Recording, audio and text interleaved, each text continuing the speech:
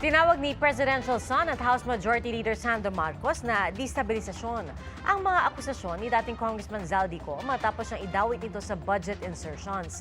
At sa bagong video ni Ko, sinabi niyang nakausap niya ng personal si Pangulong Marcos kaugnay ng pagsingit ng pondo sa 2025 budget. Saksi si Tina Panganiban Perez. Dahil sa mga binitawang salita sa akin ni BBM, naging malinaw sa akin na siya mismo ang nag-utos kila Secretary Mina Pangandaman at Yusek Adrian Bersamin na ipasok ang 100 billion pesos worth of projects. Personal umanong nakausap ni dating House Appropriations Committee Chair Zaldico si Pangulong Bongbong Marcos tungkol sa umano'y budget insertion sa 2025 national budget.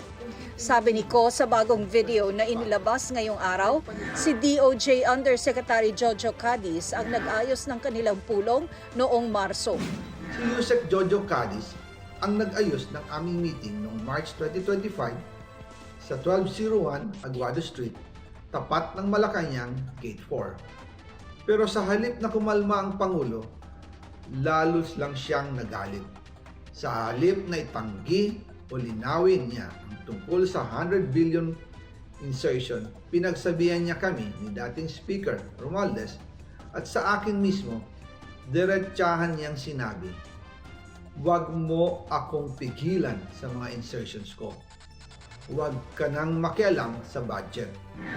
Bukod sa 100 billion pesos, humirit pa raw ang Pangulo ng dagdag na 50 billion pesos na halaga ng mga proyekto. Kinausap ako ni Yusek Jojo Cadiz at nagsabi na ipinapa-insert ng mga projects ang Pangulo na worth 50 billion pesos.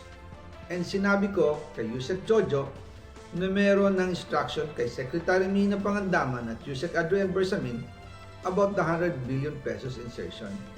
And sabi niya, kakausapin niya ang Pangulo na kung pwede, doon na lang i-charge ang gusto niya ng 50 billion pesos na insertion. Ngunit ang sagot ng Pangulo, humingi ka ng bago or dagdag na insertions. Doon po nakita at naramdaman na hindi pwedeng sabihin ng Pangulo na wala siyang alam sa mga nangyayari. Kasi mismo siya ang nagbibigay ng utos. Ayon kay Ko, kahit sa panukalang 2026 budget na tinatalakay pa ngayon ng Kongreso, may mga pinasingit daw na mga proyekto ang Pangulo. Kung titingnan ninyo ang 2026 budget, may panibago siyang 97 billion insertions. Pero ngayon, ipinasok na mismo sa President's Budget or NEP 2026. Yan po ang kinumpirma ni Secretary Manny Bunoan na may instructions ang Pangulo na magpasok ng 100 billion ulit sa President's Budget. Kaya wala na siyang pwedeng ipamigay. Ito ay nalaman ko noong May 2025 sa meeting namin kasama si dating Speaker Romualdez.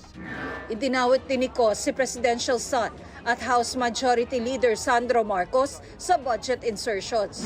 Pati po si Congressman Sandro Marcos, meron din pong pinapasok taon-taon. Noong 2023, may 9.636 billion pesos. Noong 2024, 20.174 billion pesos. At nitong 2025, 21.127 billion pesos. Lahat-lahat, ang kabuuan ay 50.938 billion pesos. Kasabay niyan ang paglalabas ni Ko ng umano'y listahan ng mga insertion ng nakababatang Marcos. Nalaman ko na lang sa mga contractor na galit siya sa akin nung pinag-uusapan na ang 2025 GAA budget. Ang sabi daw niya, ipatatagal ako at magpa-file ng maraming kaso laban sa akin.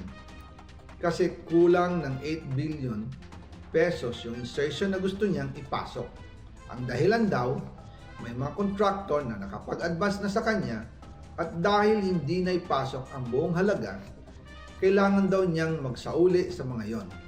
Ang mga akusasyon ni Ko, tinawag ni Congressman Marcos na destabilization. Base raw sa intel, nakipagkasundo si Ko sa mga gustong magpabagsak sa gobyerno para anya matakasan ang kanyang mga krimen. Kahit sino naman daw ay pwedeng umupo sa harap ng kamera at magpakalat ng mga kasinungalingan. Tinawag pa niyang bagong kampyon ng mga DDS-ko na ang mga pahayag-an niya ay katang-isip at mali. Inalis din anya si Ko bilang chairperson ng House Committee on Appropriations hindi dahil sa kapritsyo lang ng isang individual, kundi dahil sa kasakiman daw nito at katiwalian. Panawagan pa ni Marcos sa publiko, huwag magpabudol kay Zaldico. Sinusubukan pa namin makuha ang panig ng Malacanang kaugnay ng mga sinabi ni Ko. Si Cadiz naman, naka-leave daw ngayon at inaasahang babalik sa November 28. Dalawa po kami na hindi na-assignan to interview any of the witnesses. Hindi visible sa akin yung mga evidence being gathered, yung testimonies ng potential witnesses. Similarly with Yusek Cadiz. So, until today po, he is not involved in any of the ongoing investigations relative to the flood control issues of the Department of Justice. Ayon kay Navotas Representative Toby Tiangco, nalaman ng Pangulo ang tungkol sa budget insertion kaya pinahold down niya ang mga pondo na na-flag ng ehekutibo. Alam niya yung mga insertions kasi di ba yun ang naging role ko nung Marso eh. Kasi nung January, di ba pinahold lahat. So yung Senate, binigay nila yung listahan nila within 3 days. Yung House, 3 buwan na hindi binibigay. So yun yung naging role ko ng January pag-aralan. And as of July 29, after the SONA, may nakahold pa dyan na 80 billion na hindi na talaga ni-release eh. Kasi yun yung kaduda-dudang mga proyekto, no? Hindi ito in defense, no? But I have to say what really happened, di ba? Sinusubukan pa namin makuha ang panig ng Malacanang kaugnay nito.